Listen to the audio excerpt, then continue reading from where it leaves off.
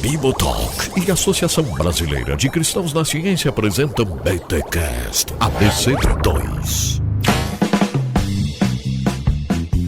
Muito bem. Começa mais um BTcast ABC2, do número 15. Eu sou Rodrigo Bibo e eu creio no Átila. Olá pessoal, eu sou Marcelo Cabral e vivemos uma crise generalizada de confiança social. Ui. Olá amigos, eu sou Guilherme de Carvalho. Frase de Chesterton: Deus fez o homem para a realidade e o que Deus ajuntou, não separe o homem. Eita, olha aí. Olá, gente, eu sou Roberto Covolan e, queiramos ou não, cientista é como técnico de futebol. Depende de resultados. É o professor aí falando, o professor. Bom demais. Gente, é isso, estamos em mais um episódio da ABC2 aqui em parceria com o Bibotalk.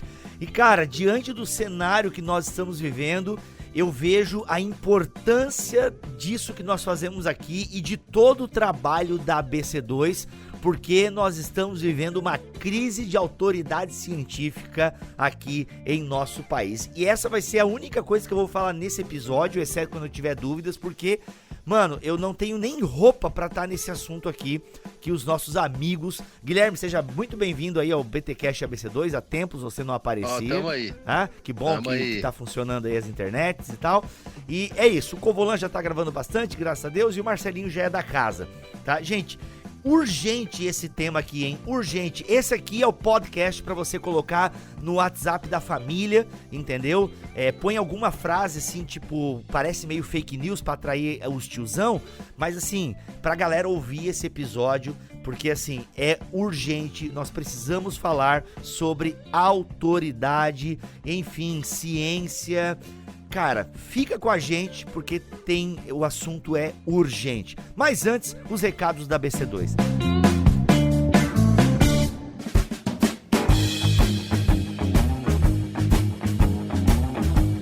Bom dia, Bibo. Bom dia, pessoas. Neste tempo de quarentena, a ABC2 segue acontecendo online e se empenhando para produzir bons e novos conteúdos. Para você que está ouvindo a gente, para os nossos seguidores e para todos que se interessam no diálogo e interação entre a fé e a ciência. Então anota aí porque tem muita coisa acontecendo na ABC2 neste mês de abril. Às segundas e às quartas-feiras, ao meio-dia, em nosso canal no YouTube, participe do Leia um Livro com a ABC2. A gente já está no segundo livro, agora com o professor Bruno Porreca lendo Mentes, Cérebros, Almas e Deuses. Sério, é só meia hora, não perca. Tem também o seminário online sobre fé cristã e ciência para diferentes regiões do Brasil. Pensa num seminário top, gente? É esse, inscreva-se. E quer também uma excelente dica para um bom investimento? O curso online dado pelo professor Léo Santiago, um dos criadores e diretores do The Pilgrim, um aplicativo incrível de conteúdo cristão, que com certeza você já conhece. Ainda dá tempo de se inscrever no curso Uma Visão Cristã do Trabalho, Empreendedorismo e Negócios. Mas, gente, tem que correr lá agora, porque o curso já está acontecendo. É terminar aqui e ir lá fazer sua inscrição. Vem com a gente. A ABC2 está aí para a gente crescer junto, se fortalecendo na unidade, reconhecendo nossas diversidades, buscando um cristianismo vibrante, intelectualmente relevante, que abençoe a nossa cultura, nosso Brasil, que abençoe a sua vida. Para terminar, deixa a dica de sempre. Envolva-se, faça parte de um grupo de estudos da ABC2 que, diga-se de passagem, continuam se reunindo online. Associe-se, participe dos eventos, siga nossas redes sociais, seja um parceiro nosso nesta caminhada. Quer saber mais? Ficou com dúvidas? Então escreve pra gente em contato@cristãosnaciencia.org.br ou faça contato com a ABC2 pelas mídias sociais. Valeu, Bibo!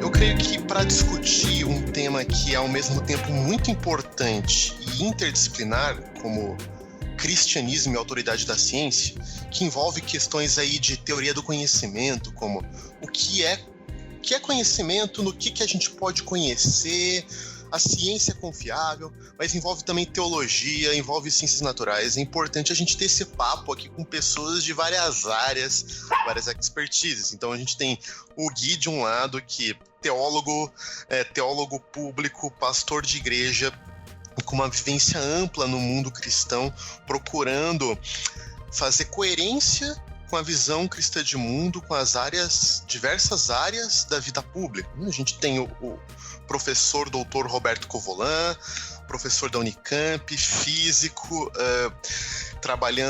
que trabalhou em áreas importantes desde neurociência, também de física médica, de física teórica. Então tem uma vivência muito grande, profunda na prática científica. E eu, aqui para ajudar a bater bola, também tenho formação em economia, filosofia e teologia, e creio que filosofia traz vários modos de pensar que são importantes, como qual é o papel da confiança, qual é o papel da autoridade na organização dos conceitos e da sociedade. Olha aí. Então, a partir disso... E tem eu aqui que sou formado em teologia, mas não conta, vai. Bibo, grande teólogo, comunicador aí. Conta sim, mano. Primeira. Vai. Roberto e Gui, deixa eu fazer uma pergunta para vocês antes da gente entrar nas questões científicas propriamente ditas, né? Bora. Parece que a gente vive um momento generalizado de uma crise de confiança. Então as pessoas olham para as notícias, tanto dos meios de mídia tradicionais, como as mais atuais mídias sociais, etc. E tem um sentimento que a gente não pode confiar. Quando vem alguém na televisão, um tipo de autoridade, seja política, científica, religiosa, também não há um sentimento coletivo de que isso per si merece confiança. Como que vocês veem isso? Da onde que vem essa crise geral de confiança? É claro que a gente tem uma crise de confiança. Eu acho que muita gente já notou isso, seja em coisas públicas aí, nos jornais, né, em declarações públicas que líderes religiosos, gente da ciência, gente da política anda dando, mas até mesmo em conversas pessoais, com amigos, com gente das nossas igrejas, em grupo de WhatsApp. Você vê que há uma ansiedade gigantesca. A impressão que dá é que ninguém consegue confiar em ninguém, ou que as pessoas confiam excessivamente em algumas fontes e duvidam absolutamente de outras fontes. Então ficou muito nítido, e isso é curioso porque isso, de certa forma, a pandemia, na minha opinião, expôs a falta de cooperação moral, né, e intelectual entre vários campos sociais. Então, quando foi demandada essa cooperação, todo mundo se retraiu e falou assim, não, eu não confio nele. E aí eu me refiro a, por exemplo, dentro do próprio governo, as relações do governo com a oposição, do governo com sua própria base, dos poderes e do executivo em vários níveis, né, da prefeitura, estado e país, né, federal. Mas isso tem outros níveis. É engraçado ver num grupo de família, por exemplo, no grupo de igreja, um questionamento da informação científica sendo equiparada com a opinião de jornalistas, por exemplo, como se fosse do mesmo nível.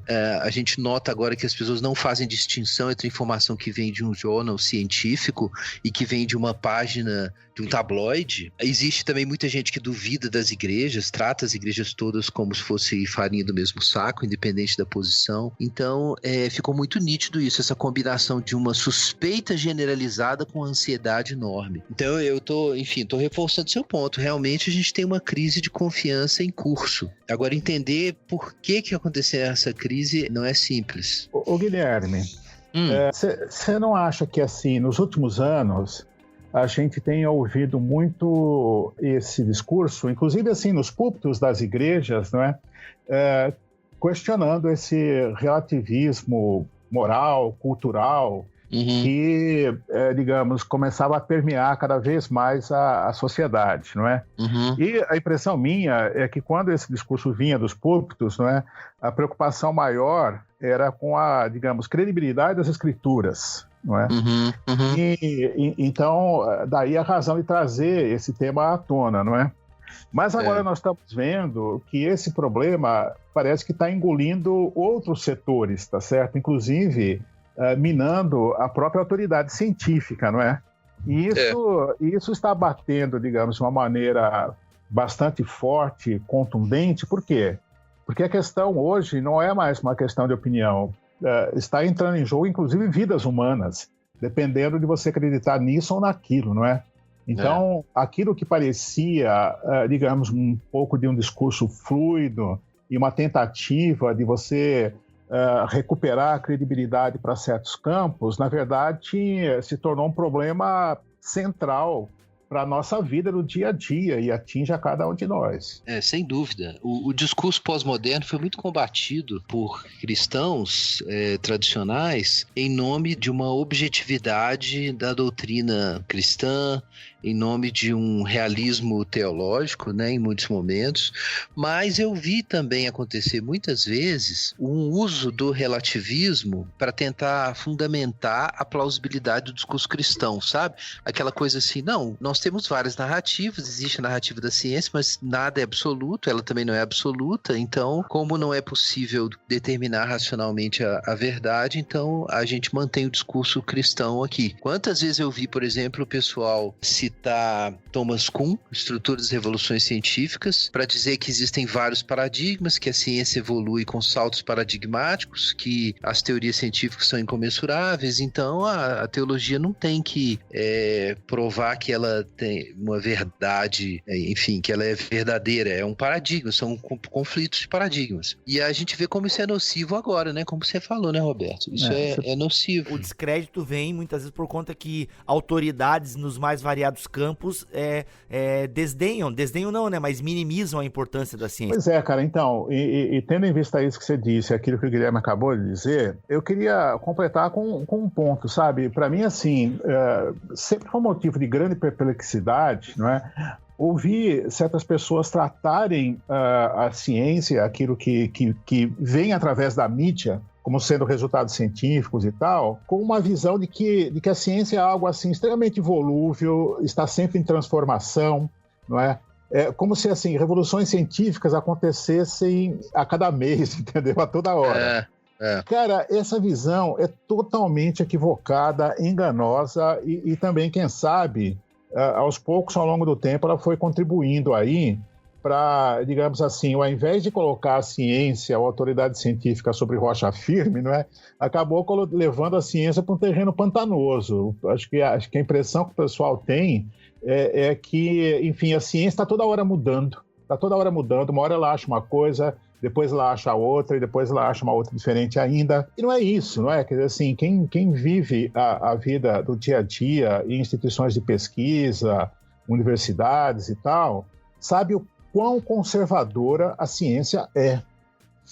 Os procedimentos científicos e que conferem credibilidade científica a alguma coisa, alguma ideia, alguma teoria e tal, eles são extremamente rigorosos e a atitude extremamente crítica da ciência nesse procedimento faz com que a maior parte das ideias seja rejeitada. Então, é curioso, assim, porque se por um lado a atitude do pesquisador é aquela de buscar inovação e quem sabe, não é, você conseguir algum grande feito científico que possa efetivamente, quem sabe, até revolucionar algum campo, não é? A atitude do pesquisador seja essa, mas a do establishment científico, do estamento científico, de uma maneira geral, é contrária a isso, é de impor a tudo aquilo que veio com uma proposta nova um crivo extremamente rigoroso, e isso faz com que, assim, aquilo que se consolida como conhecimento é aquilo que, de fato, foi realmente testado e retestado, entendeu? E confirmado. Talvez que não seja muito fácil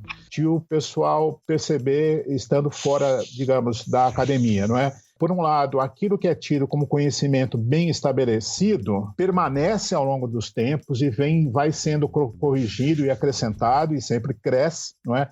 Agora, nas fronteiras do conhecimento, ali sim há espaço para especulação, para ideias bastante inovadoras e tal, mas se aquilo vai ser ou não acrescentado a conhecimento bem estabelecido, cara, para isso acontecer, precisa realmente passar por um crivo extremamente rigoroso. Então, nesse sentido, eu diria o seguinte, que o establishment científico, é extremamente conservador, não é revolucionário. É conservador, não acontecem revoluções científicas a toda hora, não acontece. Quando eu converso com as pessoas no dia a dia, na rua, pessoas que não têm vida, seja acadêmica ou mais especificamente com práticas científicas, elas têm algumas perguntas do tipo: não existem várias universidades que pesquisam, que fazem ciência? Às vezes elas não estão em conflito sobre o que elas dizem. Então, como a gente pode dizer que há um consenso científico? Ou mesmo em questões que a gente vê na mídia, aí com a pandemia, às vezes a gente ouve de consenso científico sobre adotar um método de isolamento social, mas, poxa, eu ouvi um cientista importante aí dizendo que esse método pode não ser tão eficaz. Então, como que a gente diz algo como a autoridade da ciência, né? Existe algo como a autoridade da ciência? E antes de devolver a bola para vocês, eu quero fazer aqui uma vindicação de Thomas Kuhn, porque eu acho que, se bem lido, ele pode ser um autor que nos ajuda, né? Se for mal lido, como o Guilherme levantou, ele pode virar um tipo de legitimador de um relativismo, como se a ciência fosse um monte de revolução uma atrás da outra. Mas não é isso. Dentro da visão de Thomas Kuhn, um dos termos mais importantes é a ideia de ciência normal, que a ciência quase sempre ela funciona com essa organização do que ele chama de ciência normal. E o que é ciência normal?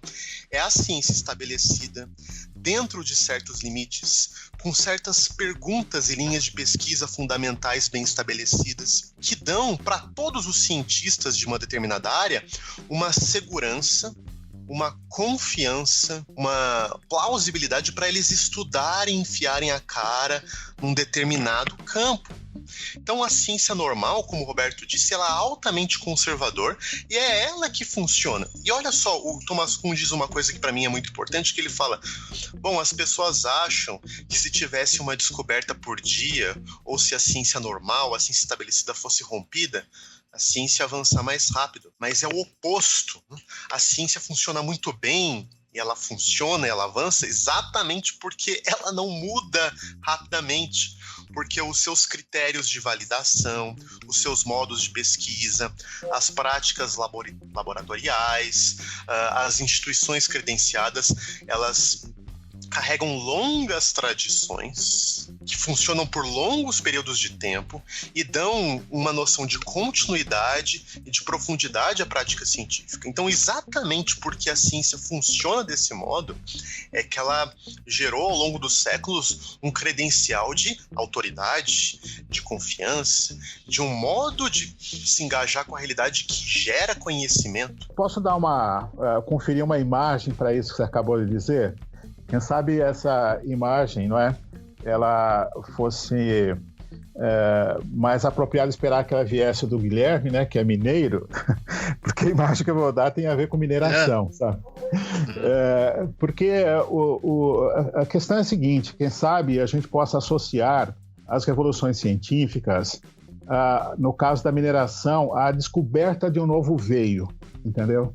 Quando você vai lá e de repente você fala assim, pronto, entendeu? O ouro está aqui, não é? Descobre algumas pepitas enormes e tal, não é? O que é que faz o pessoal da mineração quando descobre, não é, um novo veio? O pessoal explora aquilo lá, entendeu? E a exploração não é um negócio que é feito de um dia para o outro, não é? Leva muitos meses, muitos anos, e o pessoal vai cada vez mais extraindo riqueza daquilo, não é? Então, a ciência funciona mais ou menos assim. Quando acontece uma grande descoberta científica, é como a descoberta de um novo veio, que o pessoal vai explorar, então, em todas as suas possibilidades, explorar todo o seu potencial. Então, conforme você disse mesmo, Marcelo, e você estava citando o Kuhn, não é? É importante que a ciência funcione assim, não é uma questão de revolução permanente, entendeu? Essa instabilidade que isso traria. Ao contrário, a ciência funciona muito bem porque, tendo sido feitas, né, algumas descobertas fundamentais, aí ao redor daquilo vai se construindo, se ampliando, abrindo os horizontes cada vez mais, não é? E isso tudo vai virando conhecimento bem estabelecido, não é? Agora, disputas de fato, disputas acontecem. Uma coisa que talvez também o pessoal não saiba que acontece no meio científico é uma concorrência tremenda, né? Existe uma concorrência tremenda, como você tem, digamos, aqui fora no campo econômico, no campo das relações comerciais, no campo esportivo e tal, em diversos campos, né? Você tem disputas. No meio científico também existe isso, porque ideias novas, ideias originais, não são coisas que brotam de uma hora para outra, entendeu? É muito difícil. Então, tentar conseguir encontrar um caminho para produzir conhecimento científico novo, autêntico, genuíno, não é uma coisa trivial. E essas disputas se dão, não é? E muitas vezes, assim, não é que aquilo que é descoberto, que vem à tona, fica completamente bem estabelecido de uma hora para outra, não é? Então, há diferentes enfoques e tal, e aí, muitas vezes, controvérsias científicas se estabelecem por conta disso. E aí, só o tempo, não é, vai conseguir dirimir essas dúvidas. Você veja, no caso da cosmologia, existe aquele célebre exemplo, né, de que os modelos cosmológicos que vieram no pós-guerra aí, tentando explicar ou descrever como é que funcionava o universo, você tinha, por um lado, aquilo que se tornou popularmente conhecido como a teoria do Big Bang, não é? Que tinha a ver a ideia do universo em expansão, e você tinha uma outra ideia que se contrapunha a essa, que era a ideia do universo em estado estacionário, não é? E tinha até, assim, essa disputa tem um pano de fundo, não é? Teológico, porque um dos lados aí era ateu e achava que a teoria do Big Bang poderia sugerir a criação, não é?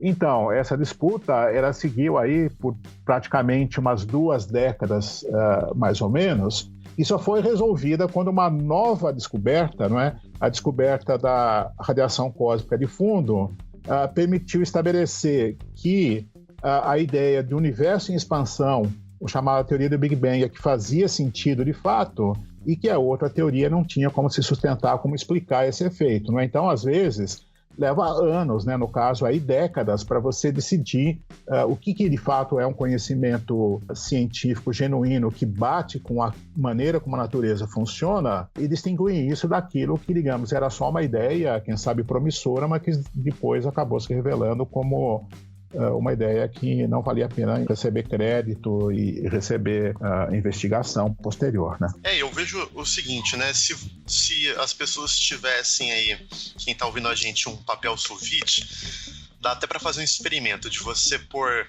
50 pontinhos, põe, sei lá, 20, 15 pontinhos com uma caneta na folha de sulfite. Daí você faz um círculo que deixa 2 pontinhos de fora. Né? Então imagina que esses pontinhos são dados coletados aí pela pesquisa científica. A grande maioria está dentro do círculo, ou vamos dizer que a teoria vigente consegue explicar boa parte dos fenômenos, dos dados. Mas sempre vai ter um dado ou outro que normalmente não é incorporado pela teoria. E é exatamente aí que a fronteira científica está, né, para tentar entender esses dados. Agora, olha só como a coisa é complicada, porque às vezes surge um cientista que vai falar assim, tá vendo? Essa teoria não vale nada, porque esse fenômeno aqui não explica. E se a pessoa tiver uma retórica boa, ela publica isso num jornal, né? Ela vai para a mídia e a mídia replica como se houvesse uma crise de confiança na ciência, como se tal teoria tivesse uma concorrente agora.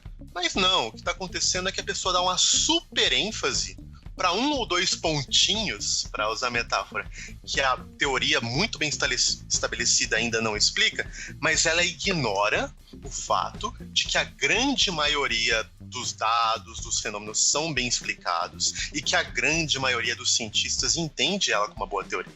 Então isso às vezes dá uma impressão incorreta para as pessoas que não estão dentro do jogo de que existe múltiplas visões diferentes. Não, existe o que a gente pode chamar aqui de vozes heterodoxas que super enfatizam, né, as poucas coisas que uma teoria bem estabelecida não explica, ignoram aquilo que ela explica. Mas pegando isso, deixa eu dar uma volta aqui e colocar para você, Gui, uma questão talvez mais profunda ainda, que é a questão de autoridade. Porque parece que o debate de confiança que a gente vive hoje é também uma crise de autoridade. Afinal de contas, a gente deve ouvir quem? Existe algo como a autoridade científica?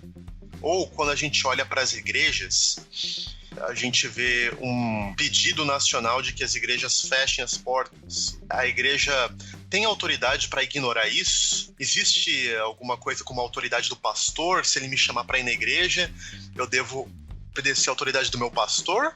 Ou a autoridade cívica ou da ciência que fala para eu ficar em casa?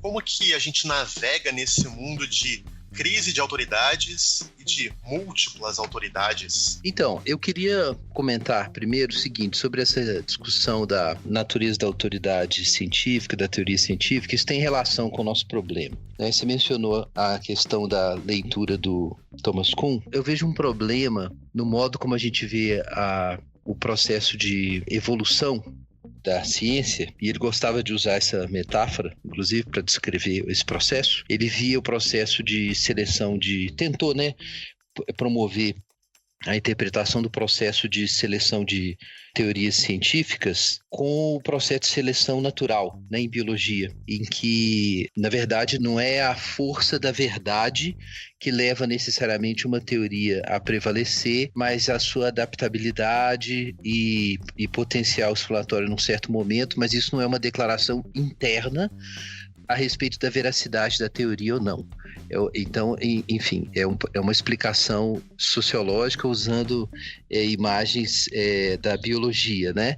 Mas o que é interessante é que a questão da verdade, ali para o sociólogo, historiador da ciência, ela é tirada da discussão. E eu acho que isso não é que isso não explica alguma coisa, mas você sai da questão de mérito, que é a questão de se existe uma verdade científica ou não existe uma verdade científica. Então, não existiria uma teleologia cognitiva ou epistemológica da ciência no sentido de uma aproximação cada vez maior da verdade, mas o que o Kuhn chama de seleção por conflito entre teorias diferentes. Então, embora isso, eu não vou dizer que não tem certa plausibilidade, mas eu acho que isso ajuda a corroer a autoridade da ciência, essa concepção. Porque, no fim das contas, nós estamos pensando em por que uma teoria está ganhando a certo momento.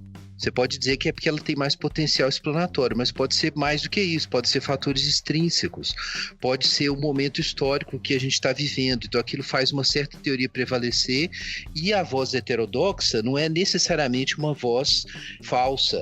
De repente, quem domina, quem está sentado em cima do paradigma dominante vai dizer, aquelas vozes que estão enfatizando aqueles pontos lá, elas estão se afastando da verdade, ou elas estão hiperenfatizando aspectos secundários. Mas quando você diz que é isso que está acontecendo, você não está pensando em termos de paradigmas incomensuráveis mais, você está pensando em termos de verdade. Então, assim, eu estou colocando um ponto aqui, eu acho que para a gente discutir autoridades, a gente precisa falar de verdade, não apenas da força histórica ou social de uma narrativa. Porque senão a gente acaba legitimando discursos que vão falar que um paradigma ele é dominante a certa altura simplesmente porque ele tem suporte político e institucional para isso. Não sei se você entendeu meu ponto, mas meu ponto é que não dá para a gente falar de autoridade só sociologicamente. A gente teria que ir para o mérito da coisa, que o mérito é o seguinte: existe bem ou não existe bem? Existe verdade ou não existe verdade? Entendeu? A gente pode se aproximar ou se afastar, a gente pode saber se está na verdade ou não. E eu acho que isso tem a ver com o tema da autoridade, né? Só um parênteses aí para dizer que, Gui, de minha parte concordo totalmente com você, porque, e até assim, para justificar a minha frase de entrada, né? Porque no final das contas, passado o tempo e cotejado o que tem que ser cotejado, os resultados efetivos têm que aparecer ou não, entendeu? Então, isso que está chamando de verdade, não é? Eu aponto aí para o método científico como sendo aquilo que é feito no sentido de comparar as propostas, as ideias, as hipóteses, os modelos, os candidatos à teoria com a maneira como a natureza de fato se comporta, não é? Isso nem sempre é fácil, né? Muitas vezes isso requer um desenvolvimento tecnológico tremendo para que certos tipos de experimentos possam ser feitos, não é? Mas é o que no final das contas vai conferir ou não credibilidade àquilo que se pretende científico. Eu entendo que o realismo tem seus problemas, mas eu acho que tem que ter um elemento realista, porque como a matéria da ciência tem a ver com explanação e controle, né? Se a gente não tiver essa ideia de que existe uma realidade, uma verdade, consequentemente a respeito dela, eu acho que aí é difícil tirar, assim, é difícil falar em um bem da ciência que fundaria a autoridade da ciência. E aí, voltando à questão que você fez para mim, assim, eu acho que essa introdução era importante para entender meu ponto. Eu penso que a autoridade tem um único fundamento possível. A base da autoridade é o bem que ela promove. Então, se a gente pensar lá em Romanos 13, Paulo diz que Deus estabeleceu autoridades, não existe autoridade que não vem de Deus, mas a função da autoridade é o quê? Então, Paulo diz assim, é para o teu bem. No caso da autoridade política, é para a justiça, para punir o mal e tal. E o que é interessante ali é que a forma como Paulo fundamenta a autoridade não é uma validação do poder, simplesmente. Isso seria tautológico. Por que fulano tem autoridade? Porque ele impõe a vontade dele. Isso seria tautológico. Paulo dá uma razão para a autoridade. E a razão é que ela está lá para o bem. Então, eu vejo da seguinte forma. Qualquer autoridade é legítima se ela é a melhor demonstração naquela área do cultivo do bem. E o bem é plural, tem muitas coisas boas, né? Mas a gente diz assim, o que é uma autoridade na área de literatura? É alguém que saca muito de literatura e consegue conduzir você na jornada para entender literatura. Então, como se forma a autoridade científica? Esse é meu ponto. Ela tem a ver com a capacidade de expandir e preservar o conhecimento humano da realidade. Isso se aplica a outras áreas, sem dúvida, mas eu acho que vem por aí, sabe? E por isso que, assim, eu acho que um elemento realista é importante na ciência, porque se não existe uma realidade a qual a ciência responde, então ela cultiva o quê, afinal de contas? Só uma força de domínio narrativo?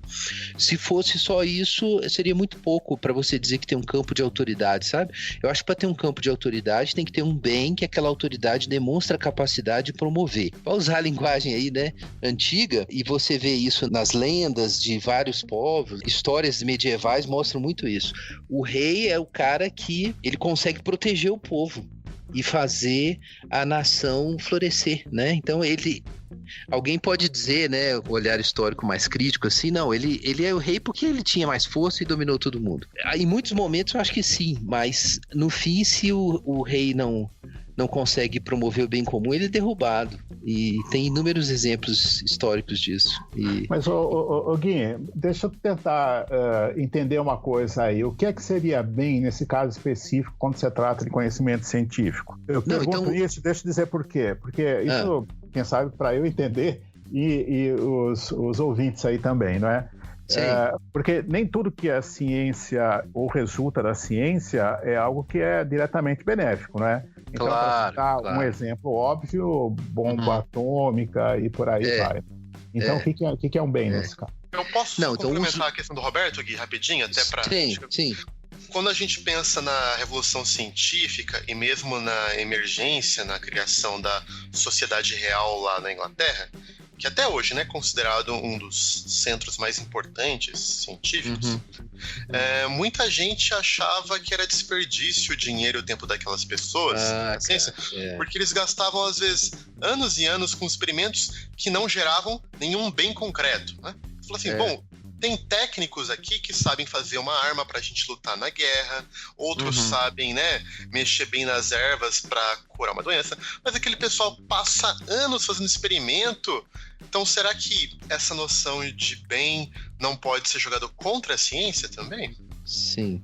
Então, o que acontece? Os usos, em primeiro lugar, os usos da ciência, como em outras áreas da vida, a gente pode usar coisas boas para fazer coisas ruins. Você pode reunir bastante dinheiro e usar esse dinheiro de uma forma destrutiva, para você e para os outros, né? Vamos dar uma ilustração bem elementar, né? Isso você pode fazer sem dúvida nenhuma. Você pode usar, por exemplo, a biotecnologia e o conhecimento a respeito de micro-organismos para produzir tratamentos de saúde, pode construir uma arma biológica com isso. Então, na verdade, os vários bens humanos são relativos entre si. Para toda a plenitude do bem, de um certo tipo de bem, ela se concretizar, ela tem que ser associada com outros tipos de bem. E assim funciona. Se você isola um bem de outro bem, isso não vai acontecer. O bem da ciência, Roberto, eu acho que isso, digamos assim, está na própria definição. O conhecimento científico é um bem. Ele não pode ser só narrativa. Ele é um bem se ele é um conhecimento, ok? O conhecimento... Concordo. Esse é meu ponto. O conhecimento é um bem. É um bem absoluto? Não. Ele pode ser mal usado como qualquer outra coisa boa. Pode se tornar uma arma, pode se tornar uma maldição. Mas o conhecimento é um bem. É por isso que a gente já poderia considerar o conhecimento um bem quando a Revolução Científica acontece, Marcelo, antes da Revolução Industrial, que vai descobrir muitos usos econômicos, sociais, e para a saúde, para muitas áreas das descobertas científicas. Mas os usos econômicos, os usos sociais da ciência são já uma outra discussão, que é importante, mas aí é uma discussão ética, sabe? E é distinta. Então, digamos assim, na ética da ciência, o que é a questão? A questão é o que é verdade? É claro que o cientista tem que pensar se ele está produzindo conhecimento que, num certo momento histórico, pode ser usado para o mal, ok? Ele tem que pensar nisso. Mas essa consideração é extrínseca aos bens internos da ciência. E os bens internos da ciência têm a ver com o próprio conhecimento e os hábitos morais e mentais que são constituídos na construção científica. Então você pensa o quê? É o conhecimento científico, as virtudes mentais e morais que favorecem a produção de conhecimento científico, as comunidades científicas que trabalham a partir dessas virtudes e aí as instituições, equipamentos e todas as outras coisas que são reunidos para fazer o conhecimento científico andar. Isso são os bens internos do campo científico. Se não existe esse bem interno, não tem uma base para a autoridade científica, é só uma narrativa de poder. É como eu vejo a coisa. E eu acho que a mesma lógica se aplica a qualquer campo, arte, religião, qualquer coisa. Deixa eu só complementar, Gui, isso aí, né? Porque a Linda Zagrebski, ela fala que o conhecimento, e a gente pode dizer o conhecimento científico, ele nos dá um contato mais profundo com a própria realidade. Um contato mais profundo com a própria realidade. E isso, é muito importante a gente entender que isso, independentemente se isso vai gerar outros benefícios, mas esse contato mais profundo com a realidade em si é um bem, é um ganho. E a gente pode pensar o seguinte, quem é pai, pensa aí, você quer que os seus filhos estudem, que eles adquiram conhecimentos, que talvez eles conheçam grandes obras da literatura, que eles entendam os conhecimentos importantes produzidos pela ciência. E é claro que o pai quer que o filho também tenha um bom emprego, mas ele considera normalmente que o fato dos seus filhos adquirirem esses conhecimentos, isso em si já é importante, isso em si já são bens, isso em si já é uma descrição do que é uma humanidade que floresce mais. Então, nesse sentido, a ciência é muito importante. Exatamente. Porque ela gera a nós acessos, e você usou o termo conhecimento, ou compreensão da realidade, ou contato com a realidade, que em si já é benefício, em si já nos torna mais humanos, em si já faz a humanidade florescer mais, independentemente dos resultados técnicos, tecnológicos que isso gera, que claro são importantes, mas acho que é muito bom a gente deixar claro que numa visão cristã de mundo, os cristãos são aqueles que se preocupam com a produção, transmissão e aplicação dos bens. Então eles querem bens que sejam construídos ou buscados, que sejam transmitidos e aplicados. Então, se existem bens intelectuais ou bens na área do conhecimento, eles vão querer produzir isso, transmitir isso e aplicar isso. Eles vão ser os defensores dos bens, inclusive dos bens intelectuais. Perfeito, é isso aí.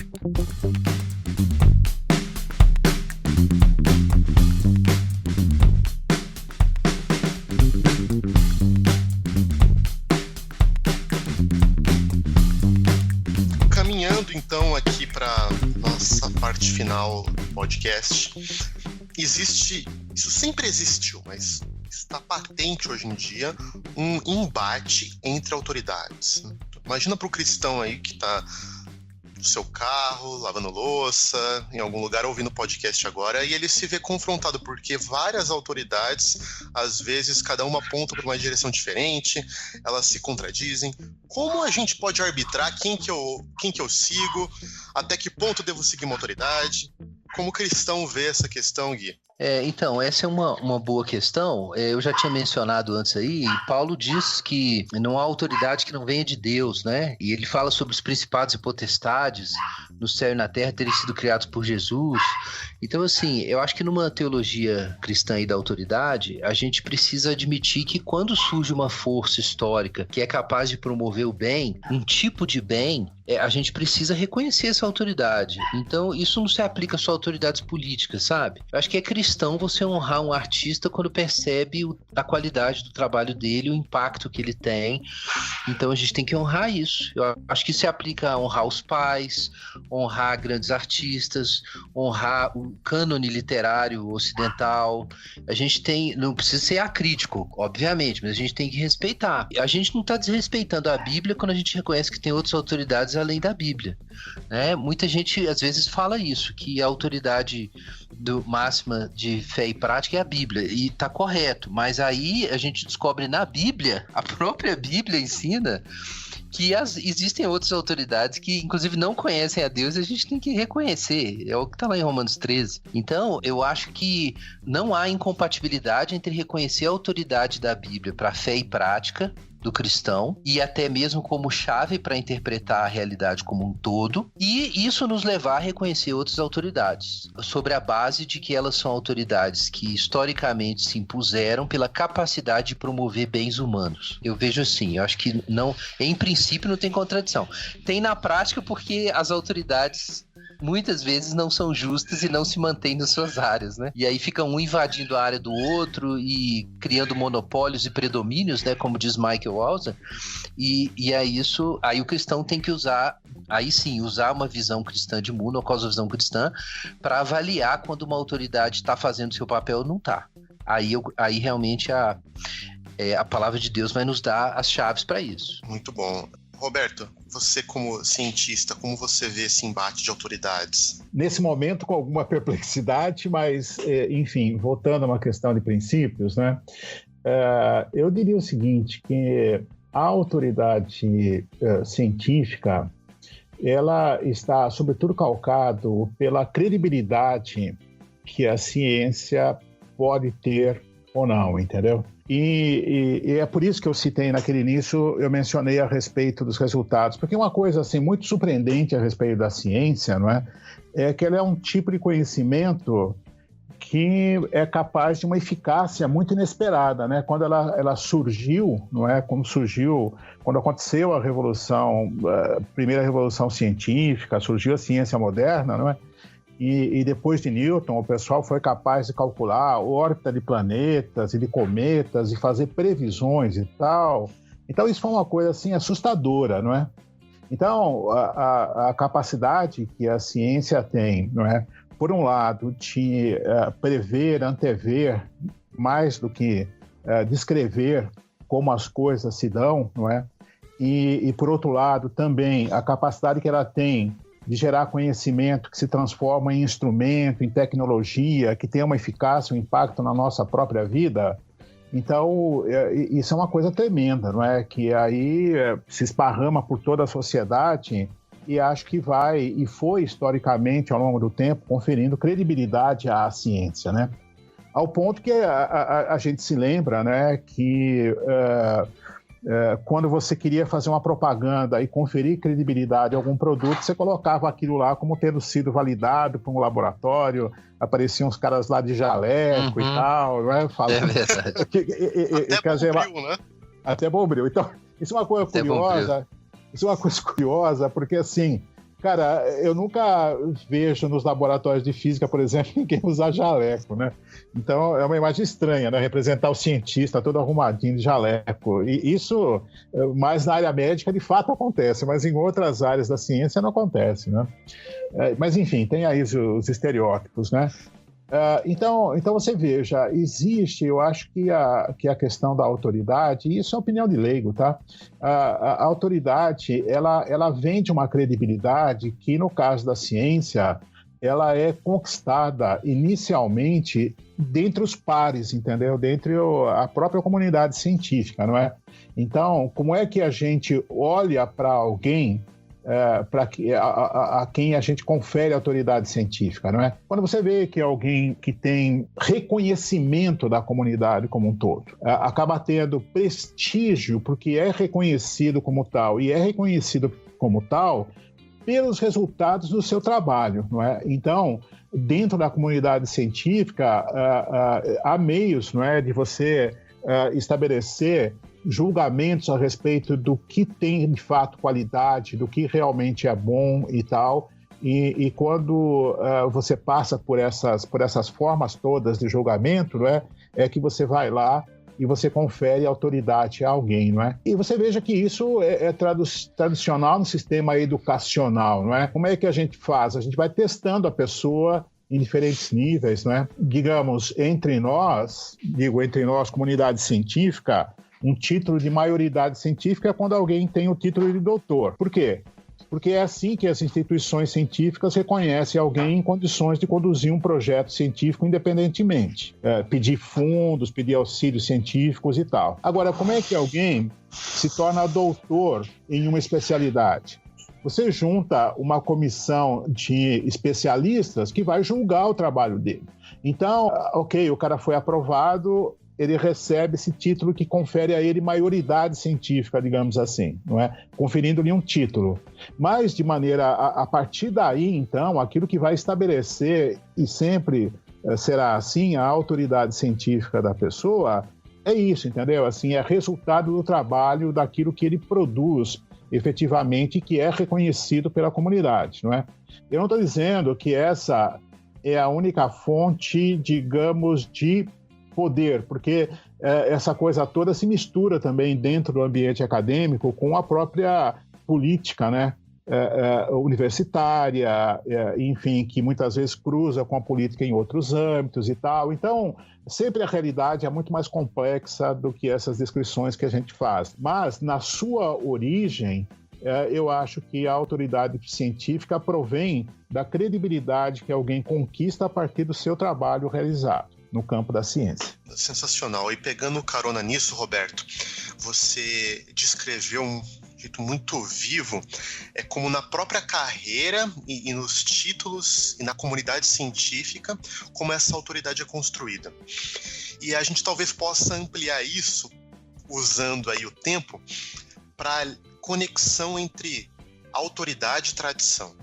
Então pensa aí as tradições e como essa ideia do título de doutor foi desenvolvida ao longo do tempo até chegar ao que é hoje. Mas antes, olha como é interessante como a autoridade da própria fé cristã está alicerçada na sua tradição. Então, quando a gente olha para a história da igreja, por exemplo, para os marcos institucionais e doutrinários fundamentais, como os credos ecumênicos, especialmente aí o credo niceno-constantinoplano, credo apostólico, né, o credo atanasiano, outros marcos, como que essas tradições, elas fundamentam a fé cristã.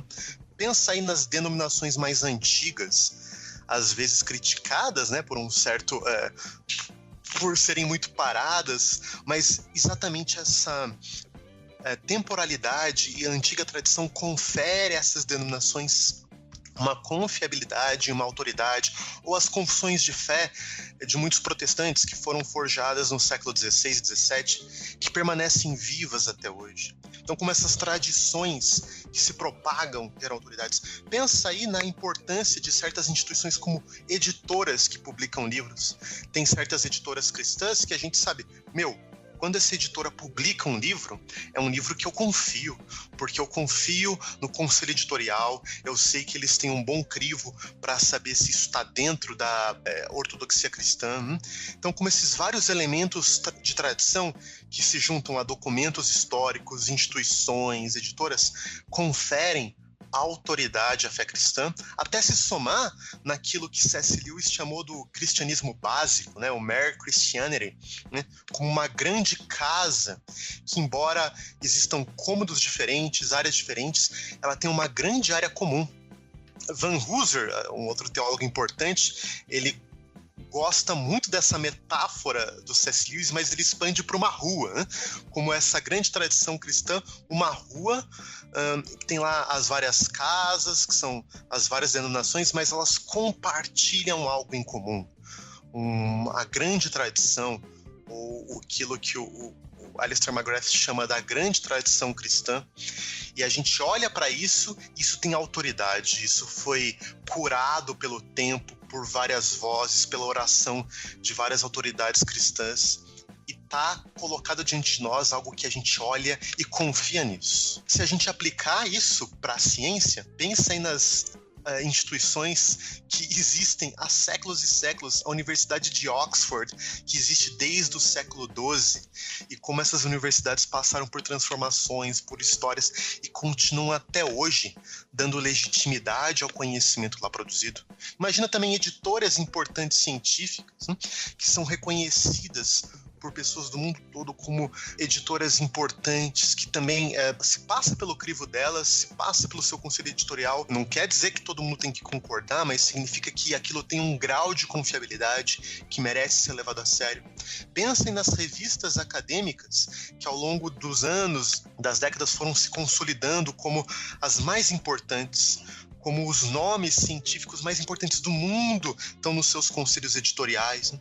Então, essas tradições científicas, de um modo paralelo às tradições cristãs, elas também conferem autoridade àquele campo. Por isso que quando uma voz sozinha quer falar contra essas tradições e contra essas autoridades, a gente tem que falar, opa, calma lá. Para você levantar uma voz contra essa autoridade que tem tradição, que tem chão, que tem vida, que tem suor, que tem oração, não deve ser fácil e deve ser resistido até que se prove ou ganhe uma afirmação, etc. Então eu creio que esse jogo entre tradição e autoridade é muito importante para a gente entender tanto a vida da fé quanto a vida da ciência. Fazer esses paralelismos é muito interessante porque, de certo modo, em qualquer campo, algumas estruturas se repetem, né? A presença de um bem interno, de um discurso, de instituições ali, práticas e tradições, né? Ainda que, claro, a tradição científica não funciona exatamente igual à tradição teológica. Tem, digamos assim, um metabolismo diferente, né? O crescimento da árvore da teologia cristã é bem mais lento, né? É uma árvore bem mais antiga do que a ciência, mas eu acho que talvez seja interessante mencionar também que, além dessas similaridades, existe a diferença de campos, né?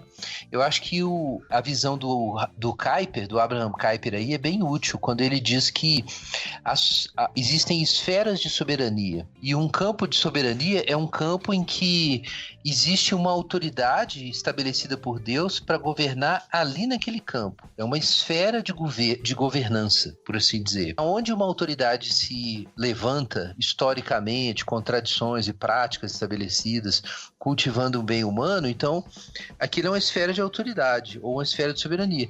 A gente precisaria ver a sociedade moderna assim, né? Como composta por vários campos que conversam entre si, né? Os campos econômicos, campos religiosos, campos científicos, e que precisam, né, se respeitar mutuamente. Uou, eu só consigo dizer uou depois de tanto conteúdo. Caraca, gente, ó, esse episódio aí com certeza vai ter que ouvir mais de uma vez para você assimilar tudo que foi falado, mas vocês percebem a importância de nós reconhecermos as esferas, as autoridades, enfim. Eu penso que isso aqui levanta aí várias bolas pra gente chutar, vários pratos girando aqui agora pra gente poder equilibrar, muito legal. E por isso eu queria pedir pra vocês, pra nós finalizarmos esse programa, indicarem, alguém tem alguma literatura ou alguma coisa pra gente poder ler, pra quem quiser levar esse assunto adiante? Olha, eu tenho umas indicações, Bibo. Manda. Tem umas sugestões, assim, em setores diferentes. Para a relação entre religião e ciência, de um modo mais amplo, eu recomendo Os Territórios da Ciência e da Religião, do Peter Harrison, que foi publicado pelo nosso projeto Cristãos da Ciência, através da editora Ultimato, faz parte da nossa série Ciência e Fé Cristã. Então, Os Territórios da Ciência e da Religião. Fundamental esse livro para entender historicamente a relação dos campos. Recomendo também, nessa área, Fundamentos para o Diálogo de Ciência e Religião, de Alistair McGrath, que é um autor evangélico referência para essa área, é um dos grandes líderes internacionais do diálogo de ciência e religião. Agora, ele é um teólogo também de mão cheia, e ele tem um livro que eu acho que é importante do ponto de vista da identidade evangélica e da forma como os evangélicos veem questões de autoridade e da sua presença na sociedade. Paixão pela Verdade. É um livro, sim, que eu acho que precisava ser mais conhecido. Paixão pela Verdade, se eu não me engano, da editora Vida Nova. Tem um outro livro sobre a autoridade do ponto de vista teológico e evangélico, que eu recomendo muito, é Autoridade Bíblica Pós-Reforma, de Kevin Van Hooser. É um outro livro que eu acho importantíssimo para a gente, como cristãos e cristãos evangélicos particularmente, entenderem a relação entre a palavra de Deus, tradição, a diversidade de posições teológicas e como isso pode ser reconciliado. E um livro, assim, que eu acho também fundamental para entender esse conceito de esferas de soberania, Calvinismo, de Abraham Kuyper. Ali você tem uma declaração assim, clássica do que são as esferas de soberania, e mesmo alguém que não seja um calvinista, digamos assim, estrito, pode ignorar essa parte e ganhar muito com as visões do Kuyper sobre os vários campos e como o cristão deve se envolver com cada um. Então seriam minhas recomendações aí por hora. Legal, até por conta desse livro do Kuyper aí, é legal você fazer esse disclaimer, porque muita gente acha que é um livro sobre calvinismo, eleição, predestinação, né? E acaba, às vezes, se afastando do livro por achar que é estritamente esse campo soteriológico, mas vai muito além, né? Muito legal. Vai além, exatamente. Muito bom. Gente, alguém quer falar uma palavra final aí? Dou 1 minuto. Ok? Encerrou? Eu quero dizer o seguinte. Vai lá, Roberto. Eu quero dizer que a ciência é uma dádiva de Deus.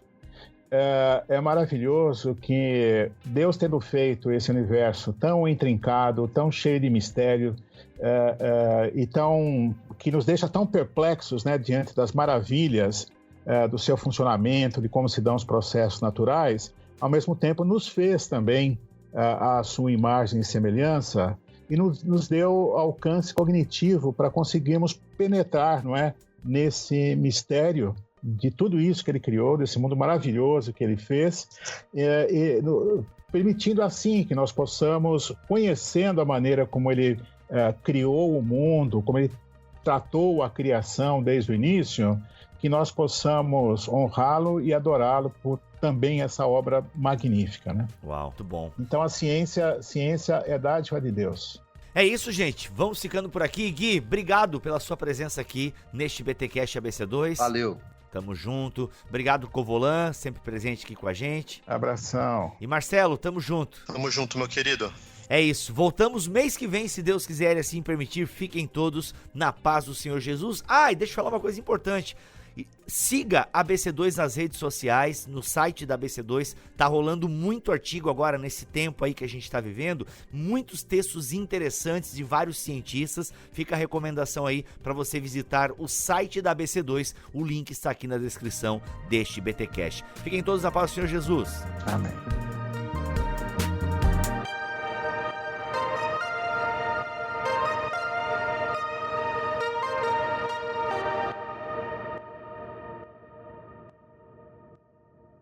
Este podcast foi editado por Bibotalk Produções.